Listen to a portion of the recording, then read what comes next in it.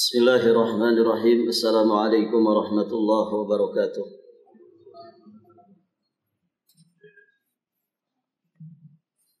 Innal hamdalillah nahmaduhu ta'ala wa nasta'inuhu wa nastaghfiruh wa nastahdihi wa natubu ilaih wa na'udzu billahi min syururi anfusina wa sayyiati a'malina.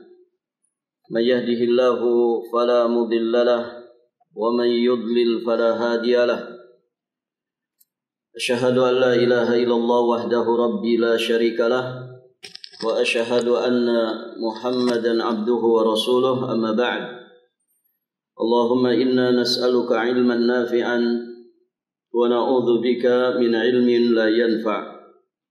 Para hadirin jamaah rahimani wa rahimakumullah, ikhwati fid din wa akhwat fillah, alhamdulillah kita bersyukur kepada Allah Subhanahu wa taala pada malam hari ini. Insyaallah taala kita akan melanjutkan pelajaran kita masih di pembahasan Kitabut Tauhid alladzi huwa haqqullah 'alal 'abid, karya Syekhul Islam Al-Imam Al-Mujaddid Muhammad At-Tamimi An-Najdi Al-Hambali alaihi rahmatullah. Kita sekarang masuk di bab yang ke-45. Qala al-muallif rahimahullahu ta'ala, babu man sabba ad-dahra faqad adallah. Barang siapa yang mencaci maki masa, berarti dia telah menyakiti Allah. Barang siapa mencaci masa, berarti dia telah menyakiti Allah. Hadirin jamaah yang dirahmati Allah, di sini disebutkan kalimat dahr. Man sabbad dahra. Yang dimaksud dengan ad-dahr dalam bahasa kita adalah masa atau waktu. Mencaci masa atau waktu.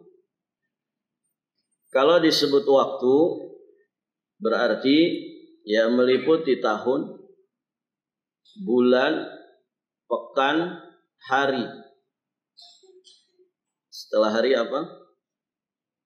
Jam, menit, detik, begitu ya. Nah, ini yang disebut dengan dahr, yang disebut dengan waktu. Ya, termasuk siang dan juga malam. Ini juga termasuk dahr. Taib, hadirin jamaah yang dirahmati Allah. Waktu itu pada dasarnya berjalan sesuai dengan kehendak Allah Subhanahu wa ta'ala. Karena memang Allah Subhanahu wa ta'ala yang menciptakan dahr ini. Yang menciptakan waktu. Maka sebagaimana ciptaan Allah yang lainnya, berarti waktu, masa atau yang disebut dengan dahr juga tunduk dan patuh terhadap perintah dari penciptanya. Demikian pula semua yang terjadi pada waktu itu, semua yang terjadi di dalam masa, semuanya semata-mata tunduk kepada Allah Subhanahu wa ta'ala. Apakah itu angin, apakah itu cuaca, hujan, panas, dingin, itu kan terjadi dalam perputaran masa. Ya, dalam istilah orang kita ada masa panas, ada masa kemarau, ada masa hujan. Musim kemarau, musim hujan. Baik, para hadirin jamaah yang dirahmati Allah. Mungkin di wilayah yang lain ada istilah musim semi, musim gugur, dan lain sebagainya.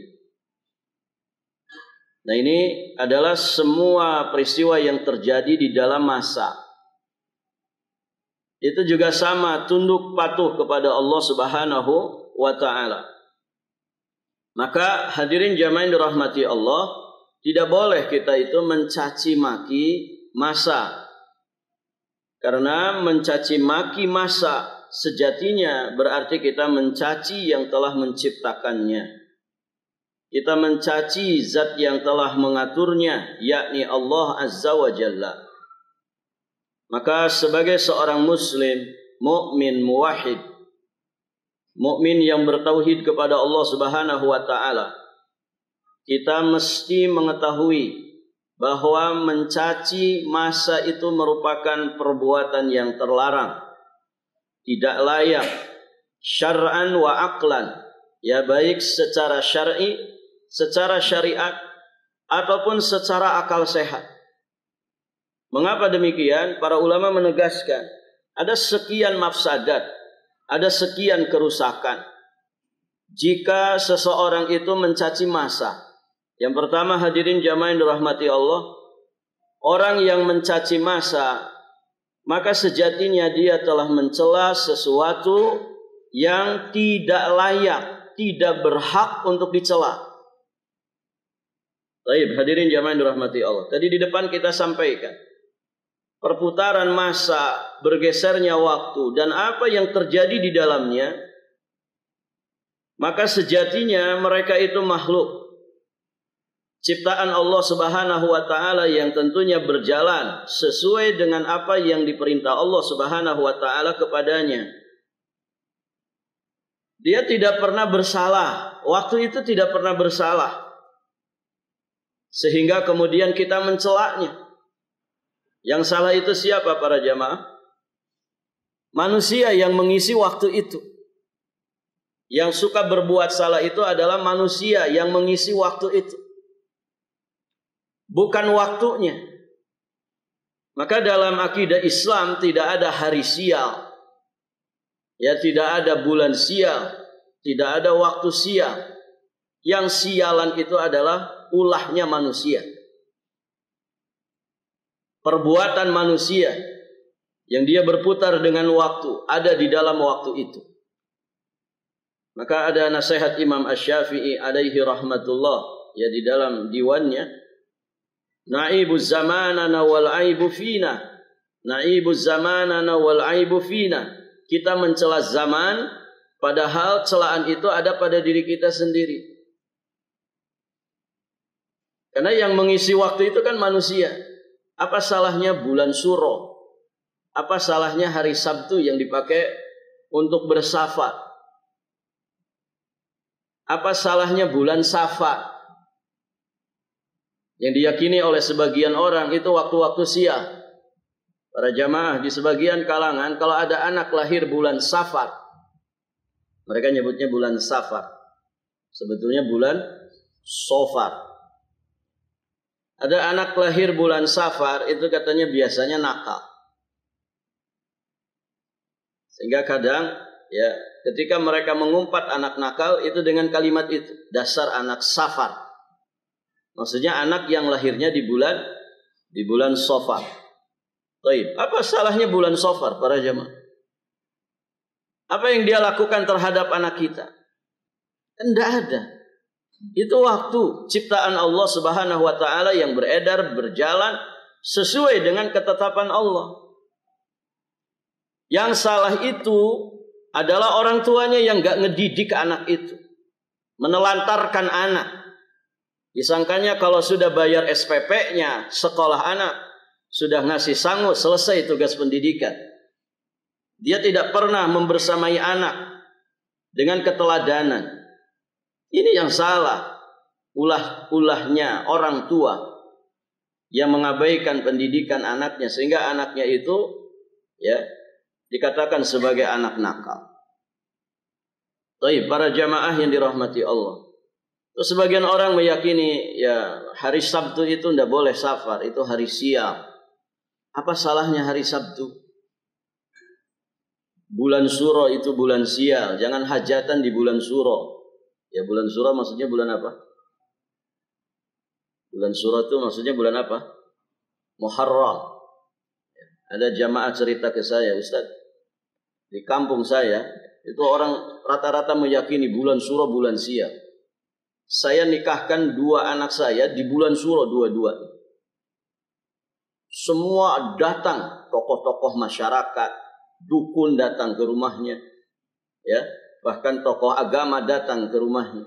Intinya menegur, memperingatkan, Pak, hati-hati kualat. Yang benar saja, ini undangan pernikahan bulan Suro, nggak takut kan?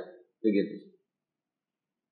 Alhamdulillah ya, karena dia ngaji orangnya, belajar agama.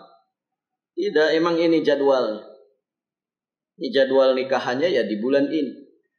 Bismillah, nggak ada sial kecuali manusia yang melakukan kejahatan, manusia yang melakukan keburukan. Baik para jamaah, ya singkat cerita ya tetap dilaksanakan hajatannya. Alhamdulillah Ustaz, itu rumah tangga 2 anak saya ini langgeng-langgeng saja. Harmonis. Bahkan saya sudah punya cucu. Nggak ada itu yang dikatakan orang kualat, sial, bikin seret rezeki, bikin rusak rumah tangga.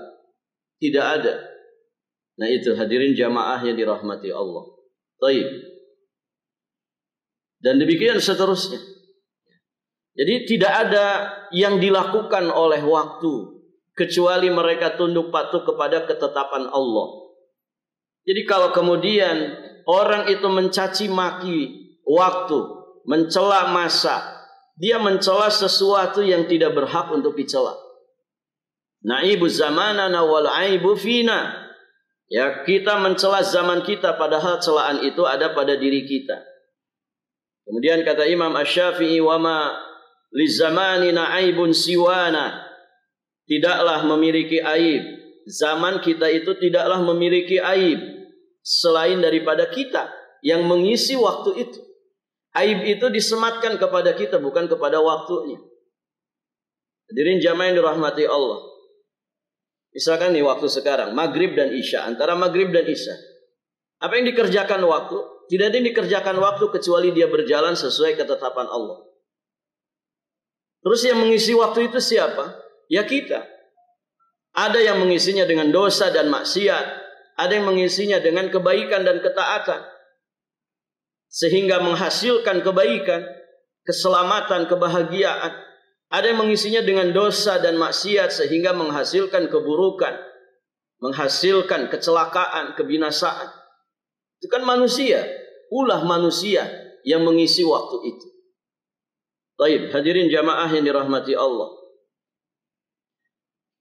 Jadi mencela sesuatu yang tidak berhak dicela, ini sejatinya kezaliman para jamaah. Mencela sesuatu yang tidak berbuat salah sedikit pun, ini sejatinya kezaliman. Maka di sini saja orang-orang yang mencaci, mencela masa itu sudah kena. Anda sudah berbuat zalim. Mencela waktu yang tidak pernah berbuat salah apapun. Dan kezaliman itu tentu keburukan dan kerusakan.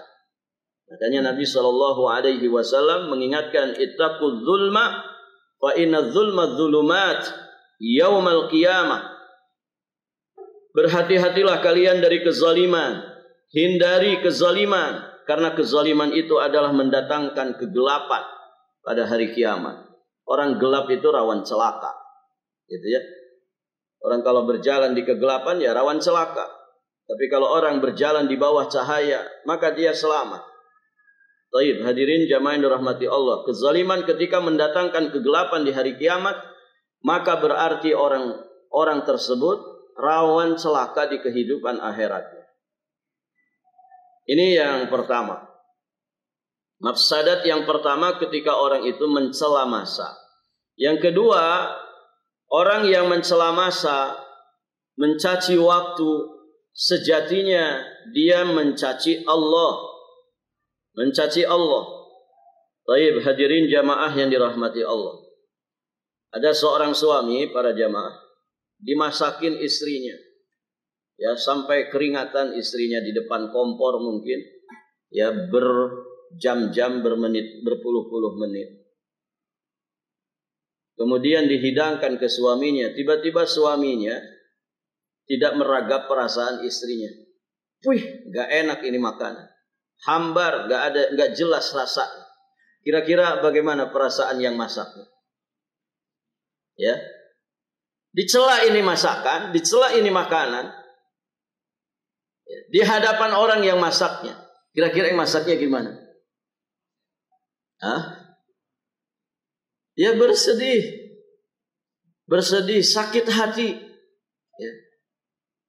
Sakit hati, saya sudah capek-capek masakin, begitu ya, sampai ninggalkan pekerjaan yang lain 2 jam di depan kompor, ya sampai berkeringat, capek, lelah, letih, tiba-tiba sudah dihidangkan, menginginkan yang terbaik untuk suaminya, tiba-tiba suaminya mencela masakan itu.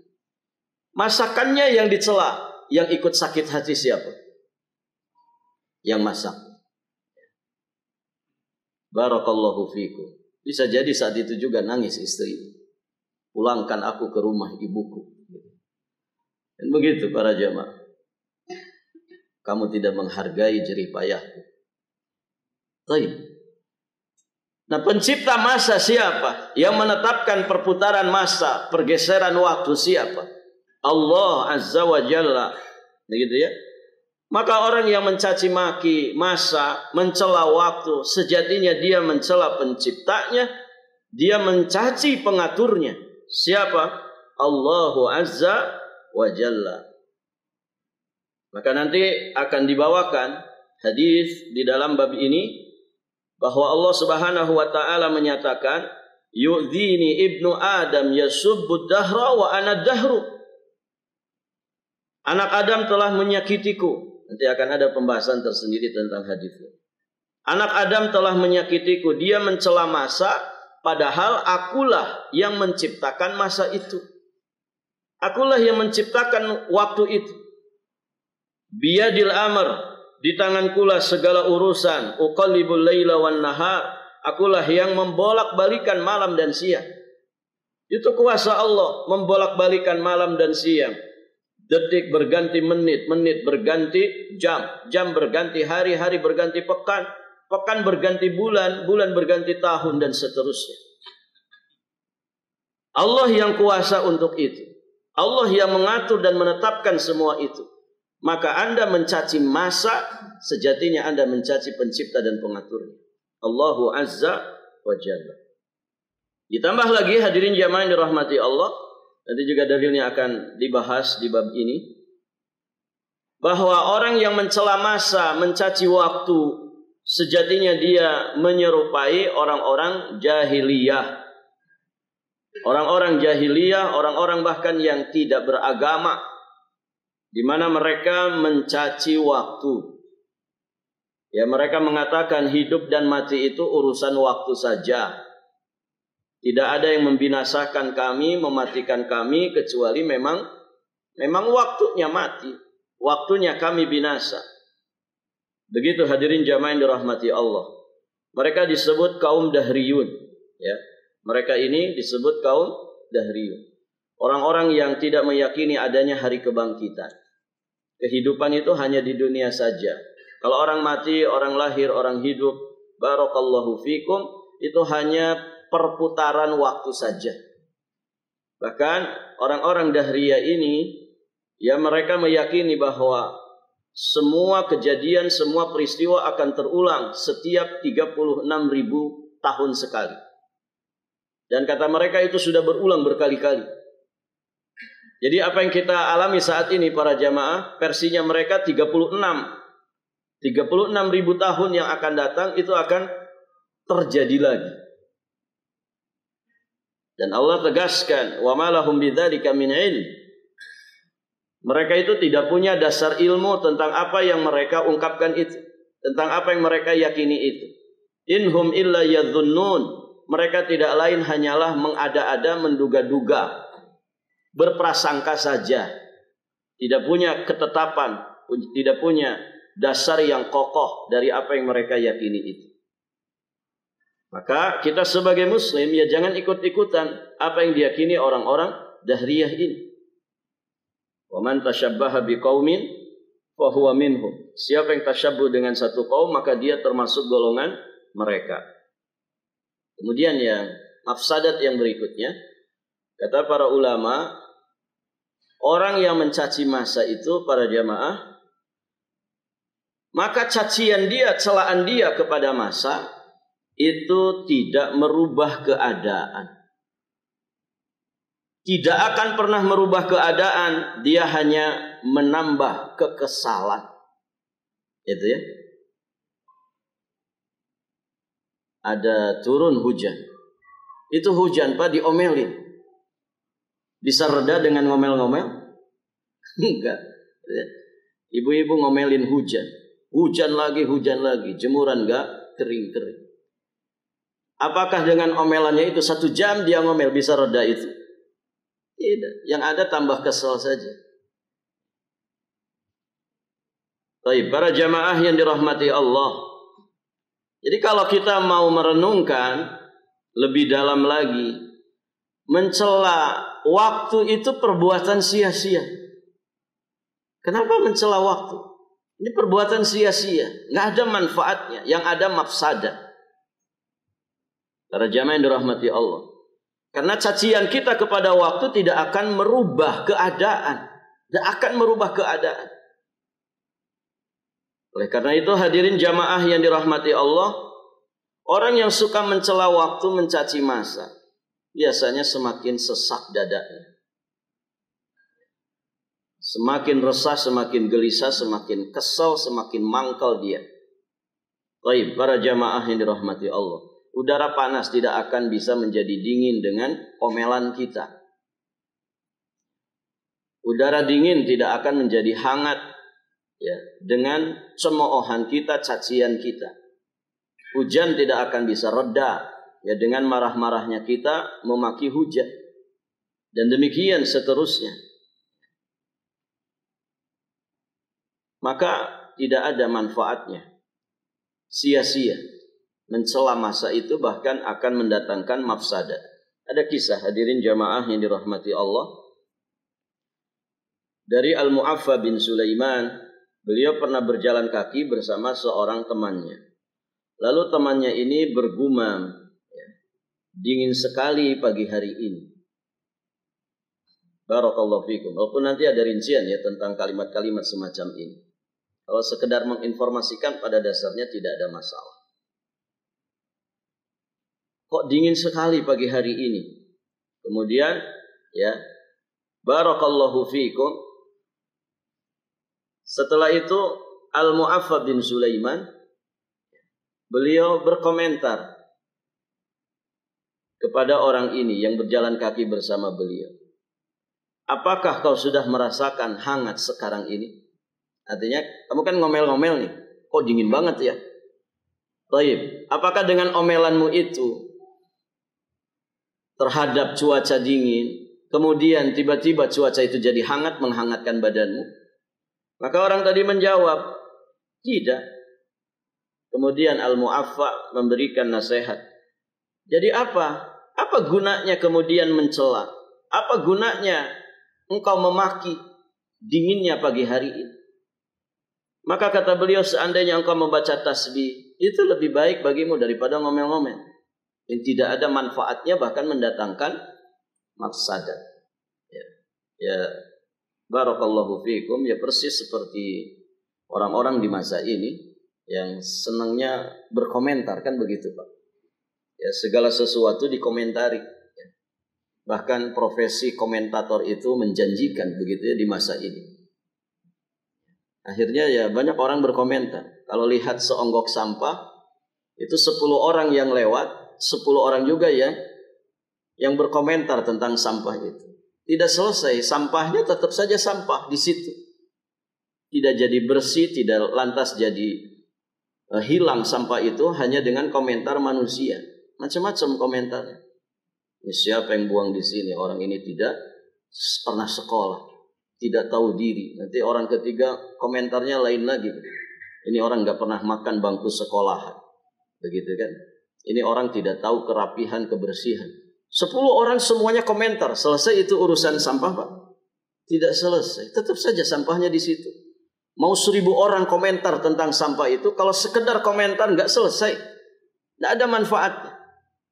Yang bermanfaat itu orang ketika lihat sampah dia berhenti, kemudian dia ambil itu sampahnya, dia bawa, dia letakkan ke tong sampah, dia letakkan di penampungan sampah. Itu yang menyelesaikan, walaupun dia tidak pernah komentar apa-apa. Begitu. Barakallahu fiikum. Saya sering ngasih contoh tentang sampah para jamaah. Karena memang susah menyadarkan orang tentang sampah ini. Dan kita sering melihat orang-orang yang tidak peduli dengan masalah seperti ini. Padahal orang itu kalau ngaji, beneran ngaji, dia punya kepedulian tentang ini. Lingkungan rumah harus bersih. Karena kita muslim. Tidak ada ajaran agama yang paling detail mengajarkan tentang kebersihan kecuali Islam. Luaran daleman tentang kebersihan itu Islam, hanya satu-satunya ajaran yang paling sempurna mengajarkannya. Jangankan lingkungan sekitar, jangankan diri kita pribadi lahir batin, lingkungan sekitar diperhatikan. Itu dalam Islam. Hadirin jamaah yang dirahmati Allah. Maka muslim jangan jorok begitu kan. Tidak bersiwak 10 hari gitu. Kebayang itu mulutnya kayak apa? Orang amin gitu ya. Itu semerbak kemana-mana. Kalau bisa keluar dulu itu orang akan keluar. Saking apa? Saking tidak nyaman. Dengan aroma mulutnya, bau badannya dan lain sebagainya. Maka hadirin jamaah yang dirahmati Allah, ini mohon diperhatikan. Saya sering lihat Pak orang sedang nyetir mobil gitu di tengah jalan, sedang berjalan mobilnya. Mobil bagus Pak. Mungkin kalau dihargakan 0,5 miliar itu mobil. Tapi tiba-tiba dia buka kaca, lung saja sampah plastik. Kadang sampah bekas rokok itu. Gitu ya. Dia tanpa perasaan bersalah dibuang begitu saja. Jadi sampah di jalanan berserakan. Ini orang mobilnya mewah tapi orangnya rendahan. Mobilnya mahal, orangnya murahan. Baik para jamaah. Belum lagi di beberapa tempat yang seharusnya tempat itu kondusif masalah kebersihan. Tapi ternyata tidak ada. Saya pernah ngisi di satu kantor. Kantor ini. Artinya bukan kantor biasa. Perusahaan besar. Itu jalan mau ke musola itu, Masya Allah, sampah semua Pak. Puntung rokok, bekas plastik kopi, gitu ya. Kemudian bungkus rokok, semuanya ada di situ berserakan. Dan sepanjang jalan menuju ke masjid itu, barakallahu fiikum, ternyata itu tempat nongkrongnya orang-orang. Ada yang ngerokok, ada yang dengan HP-nya begini. Kalau HP diginikan kira-kira sedang apa? Begini, dua-duanya bergerak. Fokus begini. Orang lewat di depannya nggak peduli. Kira-kira ngapain Pak? Baca Quran? Atau murojaah hafalan? Atau gimana? Main game? Main game para. Jadi sepanjang menuju ke masjid. Geleng-geleng kepala gitu. Nasallallahu salamah wal afiyah. Di beberapa tempat coba perhatikan. Orang saking muyaknya mungkin Pak ya. Ini gimana caranya biar orang tidak buang sampah di situ? Saya pernah pasang sendiri di dekat lingkungan tempat tinggal. Bikin dari baliho begitu ya, kecil. Dilarang buang sampah di area sepanjang area ini. Itu dipasang 3 apa 4 itu di sepanjang jalan menuju ke komplek. Itu hitungan tidak sampai 2 bulan apa 3 bulan, Pak. Tidak sampai 2 bulan. Raib semuanya itu. Nggak tahu siapa yang nyopotin. Hilang itu Pak, pelang-pelang yang kita pasang itu. Bingung kita. Sampai kemudian Pak RT-nya saja begitu, bingung. Mau caranya gimana lagi. Ada sampai dipasang baliho. Area ini, sepanjang area ini diawasi CCTV. Didenda 1 juta yang buang sampah di sini. Dan itu bahasa Indonesia Pak. Artinya bisa dipahami lah. Bukan bahasa Inggris. Barakallahu fikum para jamaah. Kemudian karena sudah ada CCTV, itu yang kejepret buang sampah di situ itu akhirnya dipasang di situ. Itu enggak hitungan pekan, hitungan hari saja tiba-tiba sudah hilang, ada yang milok. Itu gambar orang yang sedang buang sampah di situ, yang kejepret CCTV. Itu hilang, Pak. Sudah dipilokin sama orang. Ya mungkin sama pelakunya, siapa lagi. Saya juga pernah lewat di kawasan sekitar sini saja, nggak jauh dari sini. Tapi bukan di komplek ini. Itu sampai tulisannya besar itu. Ya Allah, cabutlah nyawa orang yang buang sampah di sini. Ada gambar anak kecil sedang berdoa begitu. Mempan, Pak? Gak mempan. Tidak mempan. Ada saja sampah di situ. Ada juga yang ngeri. Jika Anda bukan manusia, silahkan buang sampah di sini. Oh, malah tambah jadi, Pak. Ada yang lebih ngeri lagi. Kemarin ada orang buang sampah di sini kesurupan. Baru gambarnya gambar hantu. Gak mempan, Pak. Gak mempan. Ini Masya Allah ya. Makanya manusia itu banyak yang lalai. Memang butuh selalu diingatkan dan diperingatkan. Nah itu para jamaah yang dirahmati Allah. Jadi ya, balik lagi ke pembahasan kita. Waktu ini ketetapan Allah. Jangan dicela. Ya. Orang kadang refleks ya bilang ini zaman edan. Begitu. Pernah dengar begitu kan? Ini zaman sial, zaman edan. Baik para jamaah, apa yang dilakukan zaman? Ya, bukan zamannya yang edan, tapi manusianya yang edan. Maka perhatikan, kesyirikan ini bisa terjadi pada lisan-lisan kita ini. Jangan mencela massa, karena mencela massa ya sejatinya adalah mencela penciptanya, yakni Allah Azza wa Jalla. Baik para jamaah, berapa menit lagi? Di dalam bab ini, 10 menit lagi ya.